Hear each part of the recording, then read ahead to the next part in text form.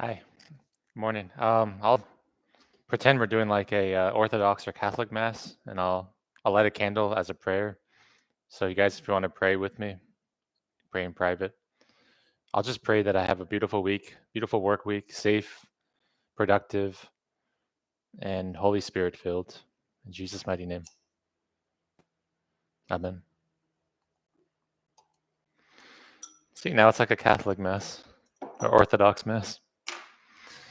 Um, so yeah, guys, today's Sunday. I kind of was gonna do a bigger series today, but I decided to sleep in, just get my body fully rested, and I will not go to the gym today. I will make this a full rest day, everyone. I'm like overdue for that. My body's like screaming at me until I get a rest day in. So I'll just do my honeydew chores, just cleaning, tidying up, grocery shopping, and like this is gonna be like the first Sunday where like I can go to Publix now and just like not order, but buy. I mean, not buy the whole store, but not worry about, oh my God, I only have this much money. I got to put it all into a gym bag and duffel bag, and so it's like it's gonna just be liberating to go to Publix and just not be stressed out about finances, walking home. So and I know I did make a vow of like I'm not going to church because of the Israeli war conflict, but I kind of just want to just give it a shot and go to the church that I attend for the Celebrate Recovery and just kind of just feel it out.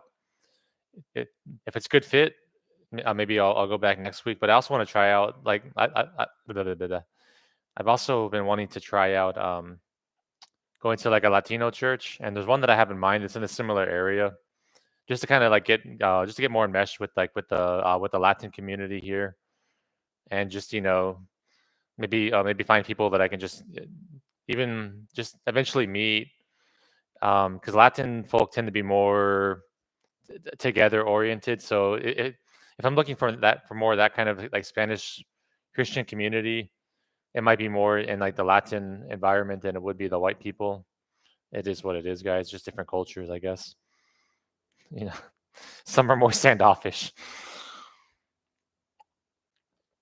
Oh, but yeah. So it's no rush, though. I mean, and at least the good thing about me going to church is that like in the past, like low key, I was hoping to kind of like maybe meet that Christian spouse person, now it's like now that I'm celibate for life, it's like I'm like I can actually go to church now and not feel like I need to look a certain way, act a certain way, believe a certain, pray a certain way to spark interest from the opposite sex. So now I can just go there, bring my Bible with me, read, pray, and it'll just be between me and God and what the pastor has to say. So I'm gonna just go there with an open mind.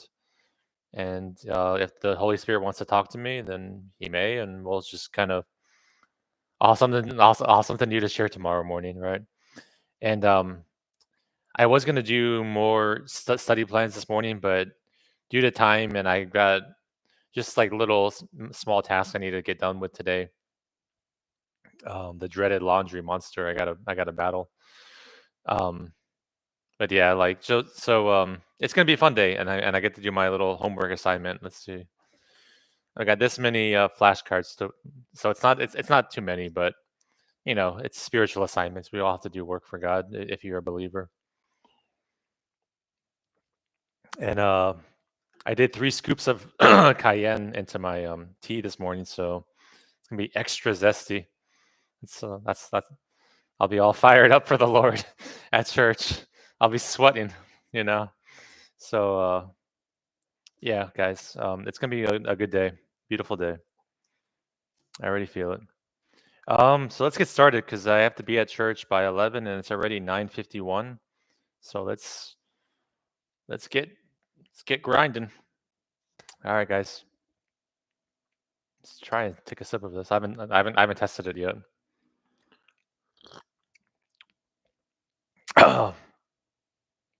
Definitely can feel it. It almost like overpowers the herbal tea.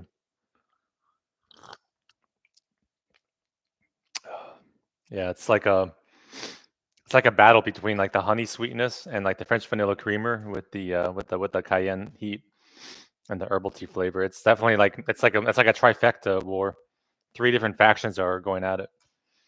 It's fun. Making tea fun again. Here we go. Fear not. Fear to love. Huh. Huh. That one hits home. Fear to love. Fear not. Easy to say, much harder to put into practice. As a child, I had a fearful and anxious personality. I grew up striving to do the right thing as I was afraid of the consequences of not doing so. By conforming to what was expected of me, I gained some success. However, it left me bound, broken, and bitter on the inside. It's what fear tends to do. It takes an external negative possibility and translates it to internal negative reality. My belief is that faith is the antidote to fear. Faith does not guarantee the absence of fear. However, it does shift your internal dependencies from the things of this world and place them on the person of Jesus. This well placed confidence will allow you to combat any external possibilities that you may face. Faith in Jesus Christ is a sure foundation, an anchor to your Definitely soul. good balance As a of teenager, I found Jesus, or it's more like one third accurately, of Jesus each. found me, and my continued relationship with him helps me grow in faith and love, setting me free of my fears. Jesus said, "The thief comes only to steal and kill and destroy. I have come that they may have life and have it to the Sugar and full. spice and everything I am the nice. good shepherd. The good shepherd lays down his life for the sheep." John 10:10-11 NIV. Written by Dhruvi Pereira. Love has been The good shepherd lays down his life for his sheep.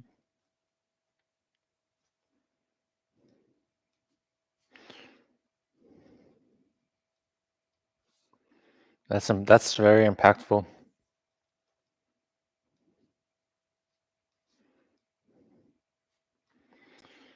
I guess depending on what your status is in the faith, you can either be the sheep or the good shepherd.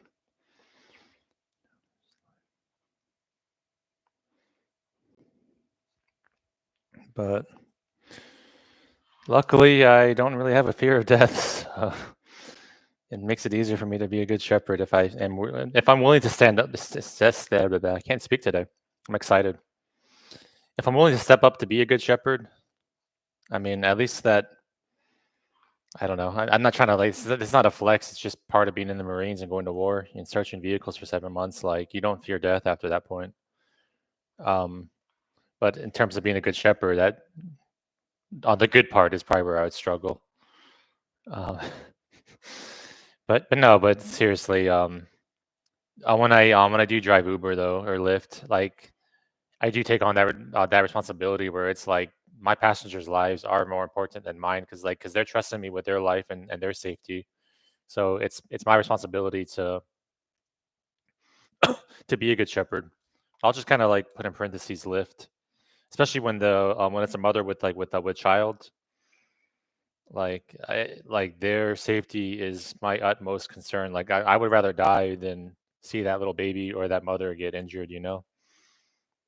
And that's just I'm not saying this to flex, but it's just reality.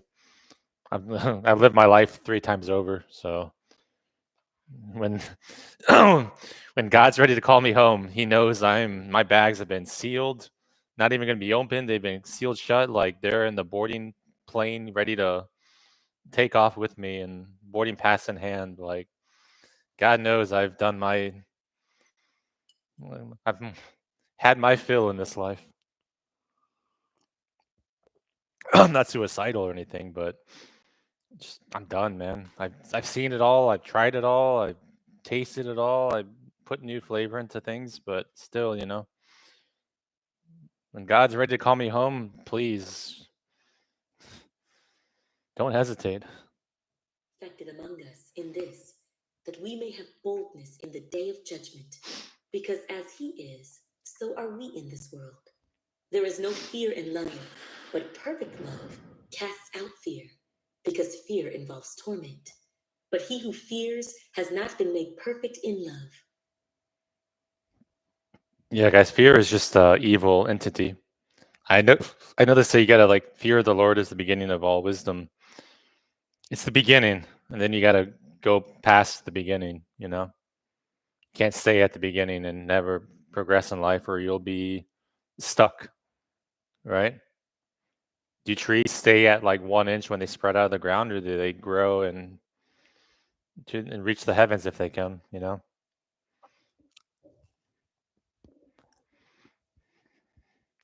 That's just my opinion. I'm not a preacher. If anything, I'm maybe like a spiritual teacher, but I'm not a preacher. I am not a preacher, and I don't want those responsibilities that come with it.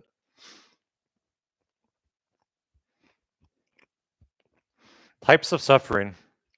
This is the real hope on suffering. Types of suffering. Yeah, it's going to be a listening verse. 1 Peter 4:15-17. Types of suffering. A Christian may face different types of suffering. God may test you to build up resilience in order to serve Him later, like an athlete building strength. The secret of staying the course is focusing on the goal. In Matthew 5:11, Jesus says we are blessed when people insult and persecute us because of Him. However, we have to resist the temptation to retaliate. I've learned to check first if I was right or wrong on the issue, and then pray, Lord, I forgive them and put them into your hands. If warranted, I would say, you are welcome to your opinion, but this is my stand of conscience. If you've done something wrong, apologize. Most people appreciate a sincere apology and an offer to make things right. The key is to follow it through. That demonstrates that you are a true follower of Christ. However, suffering can result from wrong decisions. As a young businessman, I commenced a business plan that looked perfect. I think that's actually really, really important. That's how you really, I guess, know someone's like sincere about their apologies is what he or she just said. If you've done something wrong, and I say this for myself so that I can hear it as well, apologize. Most people appreciate a sincere apology and an offer to make things right. The key is to follow it through. So I'm gonna put that in bold for myself and for when people have wronged me. If they try to just do like a crocodile, I'm sorry, and then give you one crocodile tear, and then go back to being what they are. Well, was that really an apology, right? A sincere apology. So the key is to follow it through. I'll put that as my K prime.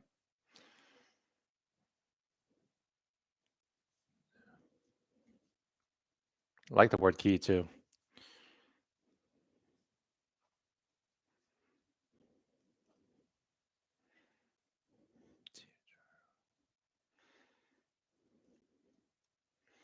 I'm expecting one from someone, as you guys may know if you've been following this week's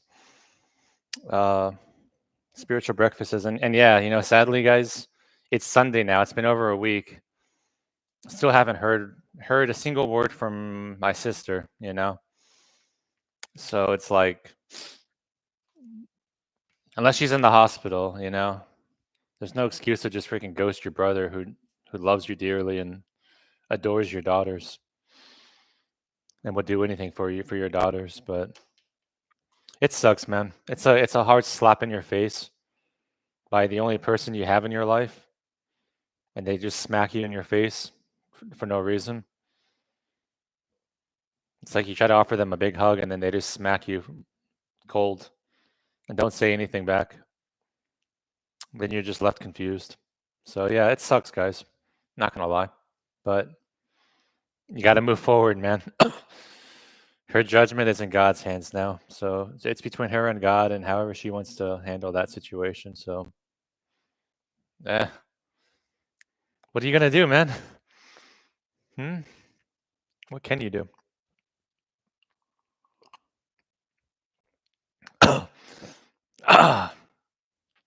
All I can think of is God truly wants me to be a lone wolf, a celibate lone wolf, and that's what I want to be anyways, like a hermit, a urban monk, however you want to describe it, a sigma male. I don't know. That's like the new popular term.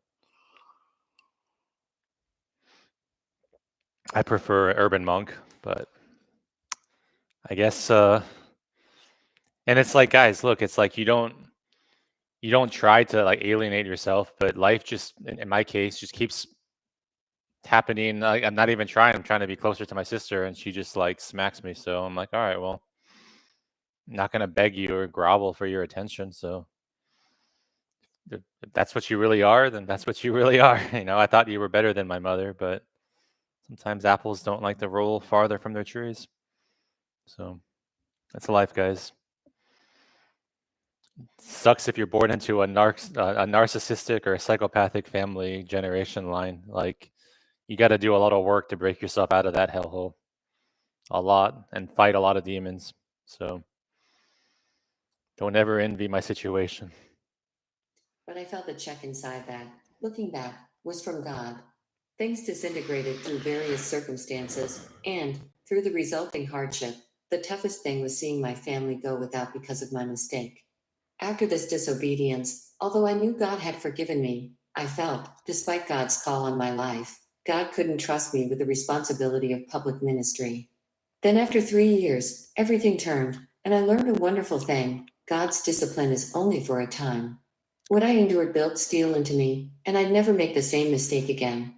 And God's call to this ministry I've conducted for 50 So true. years materialized in supernatural. I feel like I'm like cold forged steel right now. Written by David Smethurst. It's crazy. But let none of you suffer as a murderer, a thief, an evildoer, or as a busybody in other people's matters. Yet if anyone suffers as a Christian, let him not be ashamed, but let him glorify God in this matter.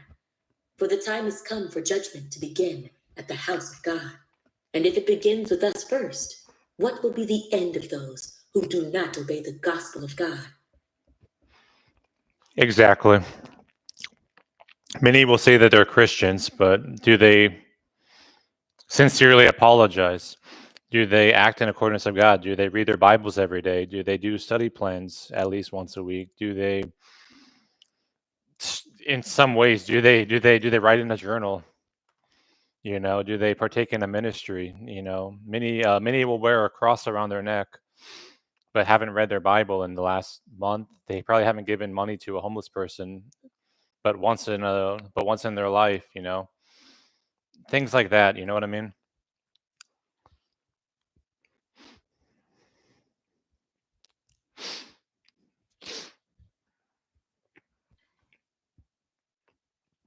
Lastly, let's finish off with compassionate heart of Jesus.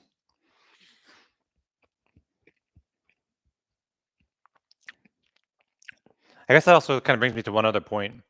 I can't even think of like one time I really heard like that I can count on one hand the amount of times I've heard like pastors go out. I mean, they're quick to talk about tithing for their own church, to freaking sow your tithes into their ministry.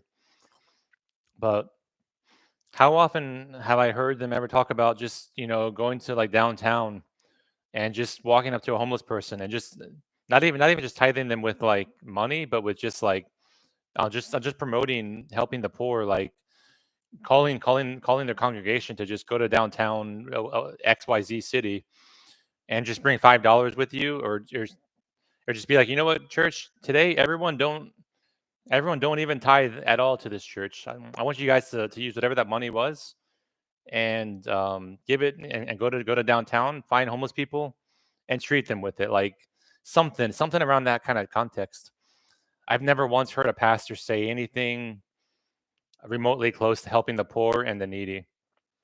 And this isn't like an attack on all churches, but it kind of is, because that was Jesus's mainstay of his ministry, was going around helping the poor and the needy and the downtrodden and those who felt like they had no hope in their life because they're lame, they're blind, they're deaf. Everyone spits in their face, and he restored them. And you know, where is that in our churches? That's again, I'm not saying this is why I don't care for the Western churches, but kind of is why I'm saying it. It's just a joke.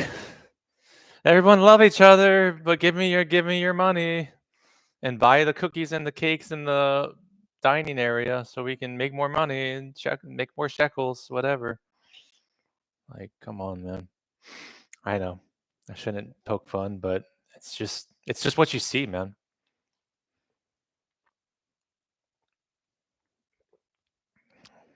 I promise I'm not in a bad mood. Just kind of little frazzled when I think about Western churches. It's like a sore spot, 'cause it's just I don't like hypocrisy. I like truth.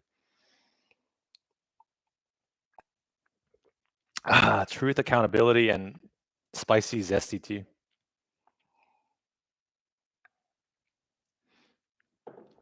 Ah, man. That'll grow one hair off my chest because I don't grow body hair. This is actually, wow, this is double. This one, this study plan usually only has one listening verse, but we got 1 Samuel 1:8 through 21, and then a single verse, which is the first time. 1 Samuel. So if you guys have your pen and paper, 1 Samuel 2:21. Talking about Saul, right? If I know my Old Testament, which I don't know it very well. 1 Samuel 2:21 is our Bible verse for today, our only one. Put it in my desk drawer for my spiritual homework later today. We're good on time. I'm good on time.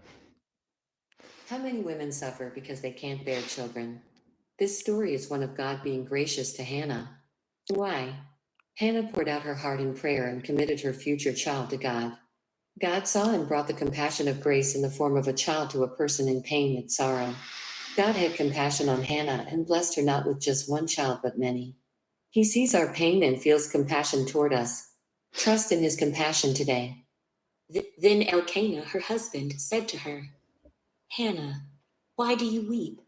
Why do you not eat? And why is your heart grieved? Am I not better to you than 10 sons? So Hannah arose after they had finished eating and drinking in Shiloh. Now Eli, the priest, was sitting on the seat by the doorpost of the tabernacle of the Lord. And she was in bitterness of soul, and prayed to the Lord and wept in anguish. Then she made a vow and said, O Lord of hosts, if you will indeed look on the affliction of your maidservant, and remember me, and not forget your maidservant, but will give your maidservant a male child, then I will give him to the Lord all the day. It's funny. Sorry, I shouldn't even say it, but yeah. Never mind. I'll let that thought stay private. Sorry, I got distracted.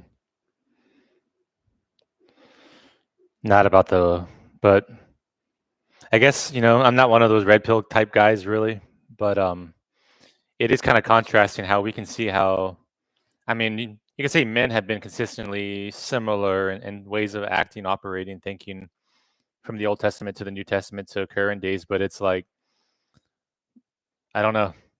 I'm not gonna call out the women folk because that's not I don't have ovaries, so I'm not gonna take that stance. But yeah, you can just kind of just see how women viewed life far differently than they do now in the modern days. Again, I'm not saying that's why I don't want to date modern women, but modern Western women. But yeah, it's they had a completely different mindset back then than they do now, and it's just new times. The times were lit, but I think one of the problems is that a lot of the Christian men they want women like Hannah, women um yeah, women like the Old Testament women. And it's I think that these Christian men struggle because they're like, oh, well, all these modern women are nothing like Hannah, nothing like Rebecca, nothing like Elizabeth. And it's like, well, get with the times, man. We don't live in Bronze Age era where tigers and lions are hunting us every time we go to work because we got to take a trail. So I mean, you know, just like they say in the Marine Corps, adapt and overcome, right? For me, it's by celibacy. Of his life, and no razor shall come upon his head. And it happened, as she continued praying before the Lord, that Eli watched her mouth. Now Hannah spoke in her heart. Only her lips moved, but her voice was not heard. Therefore Eli thought she was drunk. So Eli said to her, How long will you be drunk? Put your wine away from you. But Hannah answered and said, No, my lord, I am a woman of sorrowful spirit. I have drunk neither wine nor intoxicating drink, but have poured out my soul before the Lord. Do not consider your maidservant a wicked woman, for out of the abundance of my complaint and grief I have spoken until now. Then Eli answered and said, Go in peace, and the God of Israel grant your petition which you have asked of him. And she said, Let your maidservant find favor in your sight. So the woman went her way and ate, and her face was no longer sad. Then they rose early in the morning and worshipped before the Lord, and returned and came to their house at Ramah. And Elkanah knew Hannah his wife, and the Lord remembered her.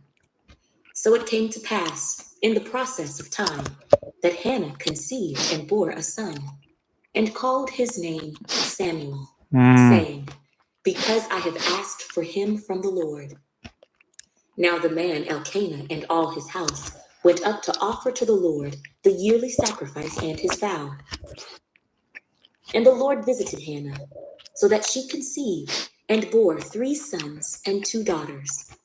Meanwhile, the child Samuel grew before the Lord. Oh wow, like I never really like knew the exact details. Like I knew who Samuel was because I just watching the House of David. But wow, like and yeah, that was good. That was good. God is good, guys. I got to get ready to go to church and not be begrudging about it. So pray it goes well. Low expectations, but